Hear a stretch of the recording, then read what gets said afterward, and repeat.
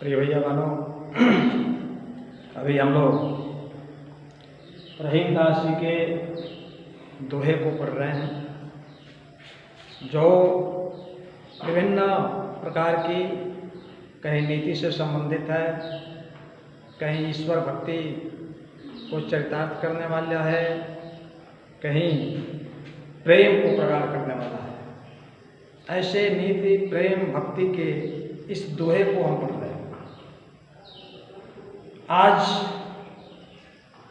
7वें 8वें दोहे को पढ़ेंगे। 7वें दोहे में रहीम जी ने जो लोक जीवन है, ऐसे उस लोक जीवन को दर्शाने का प्रयास किया है, दिखाने का प्रयास किया है। क्योंकि समाज में दो प्रकार के लोग हैं, जिसको हम गरीब कहते हैं और दूसरे को अमीर कहते हैं। ऐसे लोग समाज में हैं। उस कमजोर व्यक्ति जो गरीब है, निर्धन है, उसकी एक स्वरूप को, उसके तरफ देखने का प्रयास कवि ने किया है। आइए पढ़ते हैं उस दोहे को। दीनन सबको लखत है, दीन ही लखे न कोय, जो रही मदीन ही लखे, दीन बंधु सम होय। कहा रहीमदास जी ने, शाब्दिक अर्थ है कि दीनन, दीनन कहते हैं उस गरीब व्यक्ति को जो आर्थिक दृष्टि से कमजोर है, जो शारीरिक दृष्टि से कमजोर है, जो निर्धन है, जो निर्बल है। ऐसा गरीब व्यक्ति देखता है, लखत है, देखता है। किसको? किसके तरफ देखता है? जो धनवान है, जो बलवान है, जो वैभवशाली है, उसके तरफ देखता है। तो उसके देखने का मतलब क्या है? उसके देखने का सीधा मतलब है कि वह कुछ चाहता है, कि यह व्यक्ति समय पर हमारी कुछ सहायता करेगा, कुछ मदद करेगा। ऐसा निर्धन व्यक्ति के देखने के पीछे का भाव है। तो कवि ने लिखा कि दीनन सबको लखत है। दीन व्यक्ति तो सबको देखता है, सबसे अपेक्षा करता है, अपने सहयोग के लिए देखता है कि आवश्यकता पड़ने पर हमारे कुसमय में, हमारे गरीबी में, हमारे संकट में यह व्यक्ति हमारा सहयोग करेगा। लेकिन आगे की जो पंक्ति है वह मन को कितना बेधने वाली है। दीन ही लखे न को, कहा कवि ने। आज का सामाजिक परिवेश, उस परिवेश के तरफ संकेत किया कवि ने कि ऐसा गरीब व्यक्ति जो अपने सहायता के लिए और धन प्राप्त व्यक्ति को, वैभवशाली व्यक्ति के तरफ कुछ सहयोग के नियत से देखता है, लेकिन ऐसा धन, वैभवशाली व्यक्ति, धनवान व्यक्ति उस गरीब व्यक्ति की चिंता नहीं करता, उसके तरफ नहीं देखता, उसे सहयोग नहीं करता। लेकिन इसी में जो व्यक्ति, रहीमदास जी ने कहा कि जो व्यक्ति दीन ही लखे, जो व्यक्ति गरीब को देखता है, गरीब की सहायता करता है, निर्बल व्यक्ति की सेवा करता है, जो गरीबों के साथ रहता है, जो उनके कंधे से कंधा मिलाकर चलता है, ऐसे व्यक्ति को वह दीन बंधु के समान है।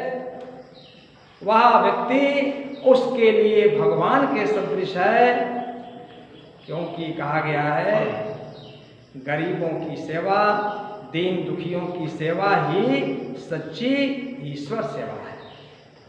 ऐसे व्यक्ति जो दीन बंधु है, जो गरीबों के साथ है, उनकी सुविधा की चिंता करता है, उनकी सहायता करता है, उनके दुख सुख में साथ रहता है, वह उस व्यक्ति के लिए दीन बंधु है, वह ईश्वर के समान है।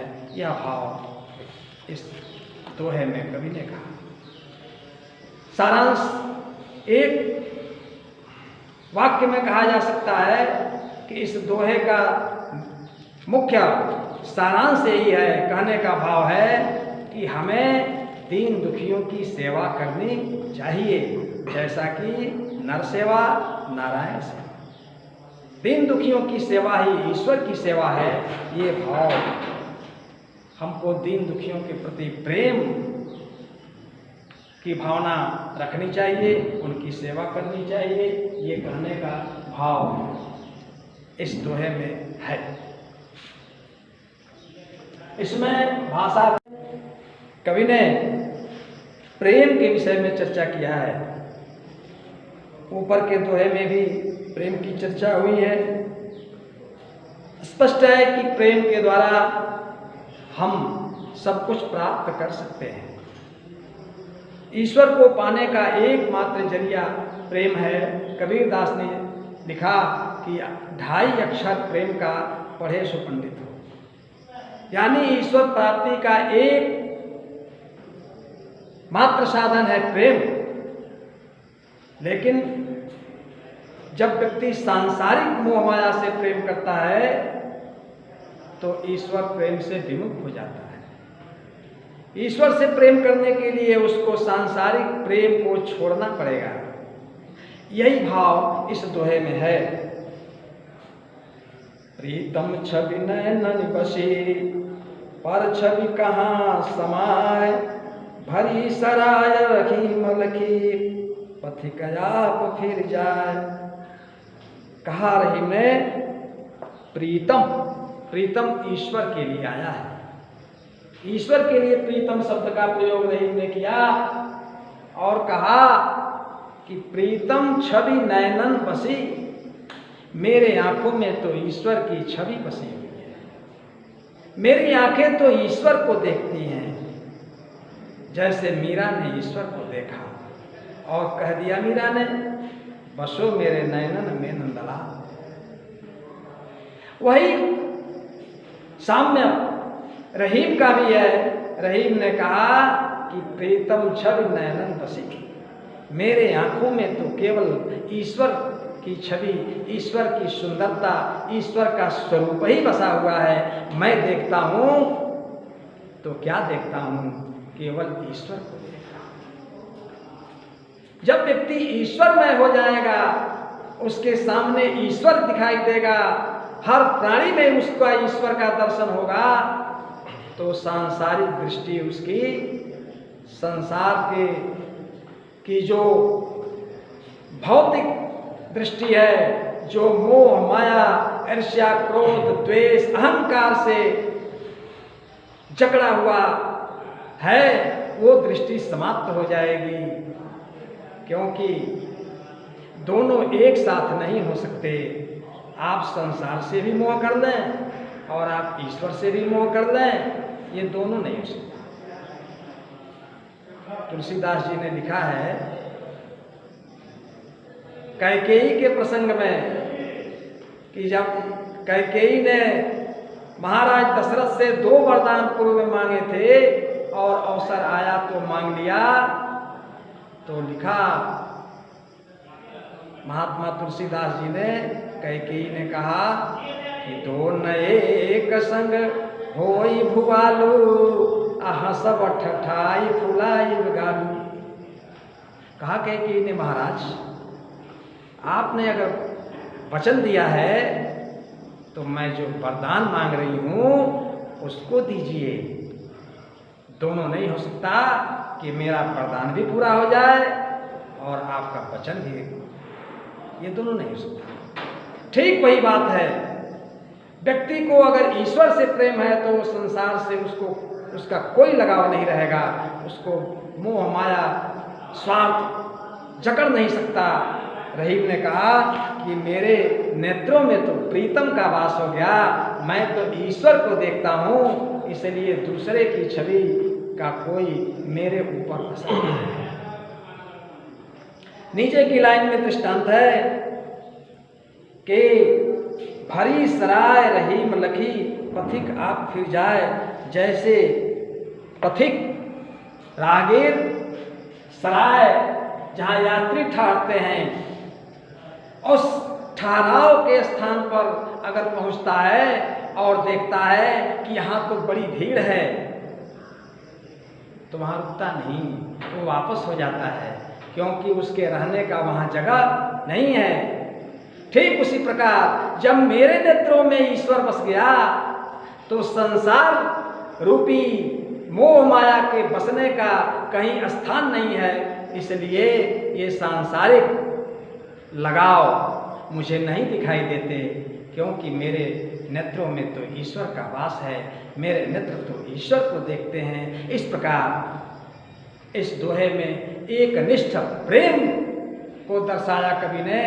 जो भक्त है वह ईश्वर से प्रेम करता है, उसको सांसारिक मोह माया जकड़ नहीं सकते।